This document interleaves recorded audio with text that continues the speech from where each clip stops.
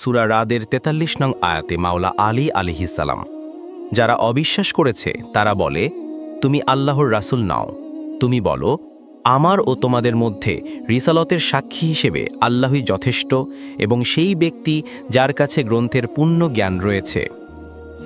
অধিকাংশ তাফসিরকার স্বীকার করেছেন যে আয়াতে বর্ণিত সেই ব্যক্তি হলেন মাওলা আলী আলাইহিস সালাম, যেমন আসমি জাইনুল ফাতা নামক গ্রন্থে উল্লেখ করেছেন এবং সালাভি আবদুল্লাহ ইবনে আতা থেকে বর্ণনা করেছেন যে আবদুল্লাহ বিন সালাম বলতেন, যার কাছে গ্রন্থের পূর্ণ জ্ঞান আছে এর উদ্দিষ্ট হযরত আলী আলাইহিস সালাম। এই জন্যই হযরত আলী আলাইহিস সালাম বারবার বলতেন, আমার কাছে আমার মৃত্যুর পূর্বে যা চাও জিজ্ঞেস করো। ইসলামের ইতিহাসের দ্বিতীয় খলিফা হযরত উমর রাদিয়াল্লাহু তাআলা আনহু মাওলা আলী আলাইহিস সালামের পরামর্শ ও জ্ঞানগত সহযোগিতার কাছে নিজের ঋণ স্বীকার করে বলেছেন, আলী ইবনে আবি তালিবের মতো আরেকজনকে গর্ভে ধারণ ও প্রসব করার ক্ষমতা নারীকুলের কারণেই। আলী না থাকলে উমর ধ্বংস হয়ে যেত।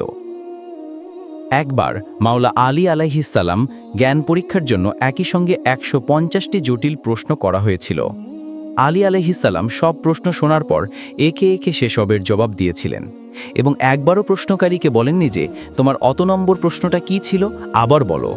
তিনি এক নাগারে এভাবে বলছিলেন যে তোমার ১ নম্বর প্রশ্নের উত্তর হলো এই, ২ নম্বর প্রশ্নের উত্তর হলো এই, তোমার ১৫০ নম্বর প্রশ্নের উত্তর হলো এই। তাফসিরে দুররে মানসুর ৪র্থ খণ্ড পৃষ্ঠা ৬৯। সূরা নাহলের ৪৩ নং আয়াতে মাওলা আলী আলাইহিস সালাম, তোমার পূর্বেও আমরা কেবল পুরুষদেরই রাসূল করে প্রেরণ করেছি, যাদের প্রতি আমরা প্রত্যাদেশ প্রেরণ করতাম। যদি তোমরা না জেনে থাকো তবে যারা জানে তাদের জিজ্ঞেস করো। আবদুল্লাহ ইবনে আব্বাস বর্ণনা করেন, জ্ঞানী ব্যক্তিরা অর্থাৎ আহলুল জিকর হলেন হযরত মুহাম্মদ সাল্লাল্লাহু আলাইহি ওয়াসাল্লাম, মাওলা আলী আলাইহিস সালাম, মা ফাতেমা আলাইহাস সালাম, মাওলা হাসান ও মাওলা হুসাইন আলাইহিস সালাম। জাবের ইবনে আবদুল্লাহ বলেছেন, যখন এই আয়াত নাজিল হলো তখন মাওলা আলী বললেন, আমরাই হলাম জ্ঞানের ভাণ্ডার। প্রিয়নবী সাল্লাল্লাহু আলাইহি ওয়াসাল্লাম বলেছেন, আমি জ্ঞাননগর আর আলী তার দরজা। অর্থাৎ প্রিয়নবী সাল্লাল্লাহু আলাইহি ওয়াসাল্লাম জ্ঞানের শহরে প্রবেশ করা সম্ভব নয় মাওলা আলী আলাইহিস সালাম মাধ্যম ছাড়া। আলী আলাইহিস সালাম নিজেও বলতেন, কোরআনের এমন কোনো আয়াত নেই যে বিষয়ে রাসূল সাল্লাল্লাহু আলাইহি ওয়াসাল্লাম ও আমার সঙ্গে বিস্তারিত আলোচনা করেনি।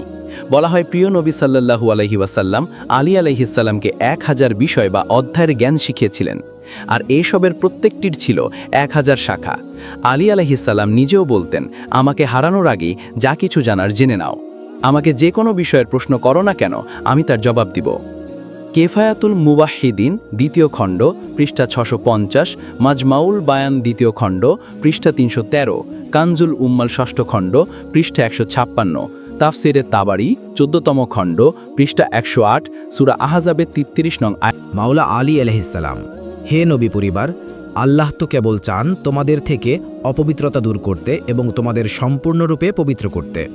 উম্মুল মুমিনিন হযরত উম্মে সালামার ঘরে এই আয়াত নাজিল হলে রাসূলুল্লাহ সাল্লাল্লাহু আলাইহি ওয়াসাল্লাম মাওলা আলী আলাইহিস সালাম, মা ফাতিমা, মাওলা হাসান ও মাওলা হুসাইন আলাইহিস সালামকে ডাকেন এবং তাদেরকে একটি চাদরে ঢেকে নেন। অতঃপর বলেন, হে আল্লাহ, এরা আমার আহলে বায়েত, অতএব তুমি তাদের থেকে অপবিত্রতা দূর করে দাও এবং তাদেরকে উত্তম রূপে পবিত্র করো। তখন উম্মে সালামা বলেন, হে আল্লাহর রাসূল সাল্লাল্লাহু আলাইহি ওয়াসাল্লাম, আমিও কি তাদের অন্তর্ভুক্ত? রাসূলুল্লাহ সাল্লাল্লাহু আলাইহি ওয়াসাল্লাম বলেন, তুমি স্বস্থানে আছো এবং তুমি কল্যাণের মধ্যেই আছো। তুমি আমার স্ত্রী আর এরা হলো আমার আহলে বায়েত। উদাহরণস্বরূপ সহিহ মুসলিম ৪র্থ খণ্ড ১৯৮৩ পৃষ্ঠায় আহলে বাইতের ফজিলাত অধ্যায়ে উম্মুল মুমিনিন আয়েশা সিদ্দিকা রাদিয়াল্লাহু তাআলা আনহা থেকে বর্ণিত হয়েছে যে রাসূল সাল্লাল্লাহু আলাইহি ওয়াসাল্লাম হযরত আলী আলাইহিস সালাম, হযরত ফাতেমা আলাইহা সালাম, হযরত ইমাম হাসান আলাইহিস সালাম ও ইমাম হুসাইন আলাইহিস সালামকে আহলে বাইত হিসেবে উল্লেখ করেছেন। রিওয়ায়াতের মূল পাঠ নিম্নরূপ: প্রিয় নবী সাল্লাল্লাহু আলাইহি ওয়াসাল্লাম স্ত্রী আয়েশা বিনতে আবু বকর রাদিয়াল্লাহু তাআলা আনহু বলেন, রাসূল সাল্লাল্লাহু আলাইহি ওয়াসাল্লাম ভোরে ঘর থেকে বের হন। তার সাথে ছিল কালো পশমের মোটা আবা বা আলখাল্লা জাতীয় পোশাক। তখন হাসান ইবনে আলী আলাইহিস সালাম আসলেন। রাসূল সাল্লাল্লাহু আলাইহি ওয়াসাল্লাম তাকে আবার ভিতর ঢুকিয়ে নিলেন। এরপর হুসাইন আসলেন, তিনি তাকেও আবার মধ্যে ঢুকিয়ে নিলেন। এরপর ফাতেমা আসলেন, রাসূল সাল্লাল্লাহু আলাইহি সাল্লাম তাকেও আবার মধ্যে ঢুকিয়ে নিলেন। এরপর আলী আলাইহিসসালাম আসলে রাসূল সাল্লাল্লাহু আলাইহি সাল্লাম আলী আলাইহিস সালামকেও আবার মধ্যে ঢুকিয়ে নিলেন।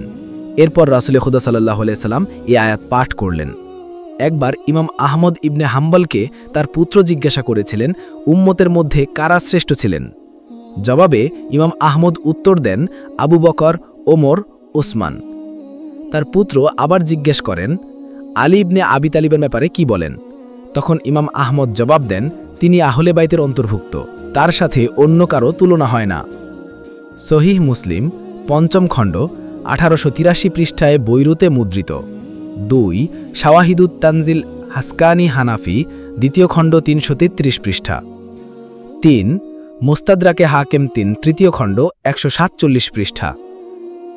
৪ আদ-দুররুল মানসুর ৫ম খণ্ড ১৯০ পৃষ্ঠা। ৫ ফাতহুল কাদির শাওকানি ৪র্থ খণ্ড ২৭৯ পৃষ্ঠা। ৬ জাকাহিরুল উকবা ২৪ পৃষ্ঠা। দ্রষ্টব্য আল কুন্দুজি আল হানাফি প্রণীত ইয়ানাবিউল মাওয়াদ্দা, বাংলাদেশ ইসলামিক সেন্টার কর্তৃক প্রকাশিত জামে আত-তিরমিজি ৬ষ্ঠ খণ্ড হাদিস নং ৩৭২৫ পৃষ্ঠা ৩৫৯ পৃষ্ঠা। হযরত উম্মে সালামার ব্যাপারে ছাড়াও হযরত আবু সাঈদ খুদরি ও আনাস ইবনে মালিক কর্তৃক এই হাদিসটি বর্ণিত হয়েছে।